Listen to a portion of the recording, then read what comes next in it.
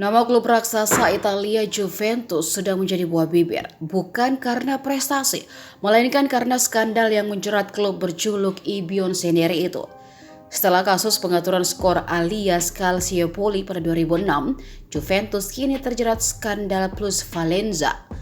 Plusvalenza berujuk pada istilah akuntansi di Italia untuk mendeskripsikan laba hasil penjualan aset.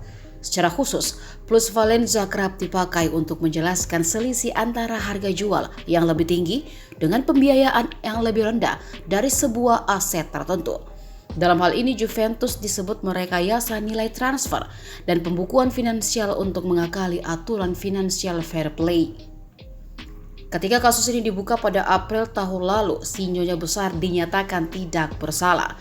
Namun jaksa Giuseppe Cine meminta pengadilan banding Italian Football Federation untuk membuka kembali penyidikan terhadap Juventus setelah menemukan bukti baru oleh kantor Kejaksaan Umum Turin. Juventus pun dinyatakan bersalah atas kasus pelanggaran finansial terkait transfer pemain dan dijatuhi hukuman pada 21 Januari dini hari waktu Indonesia Barat. Hukuman untuk klub Juventus atas kasus pelanggaran finansial ini adalah berupa pengurangan poin. Jaksa Giuseppe Cine awalnya menuntut pengurangan 9 poin untuk Juventus. Akan tetapi pengadilan justru menjatuhkan sanksi lebih berat, yakni pengurangan 15 poin. Posisi Juventus di papan klasemen Liga Italia 2022-2023 melorot drastis setelah terkena hukuman pengurangan poin.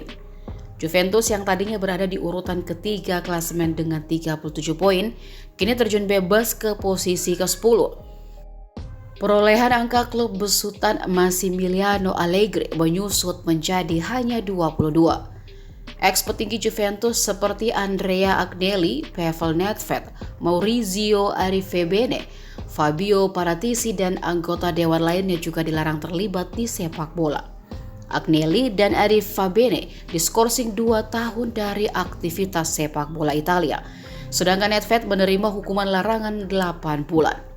Adapun Paratici yang kini bekerja di Tottenham Hotspur menerima larangan aktivitas di sepak bola Italia selama 30 bulan.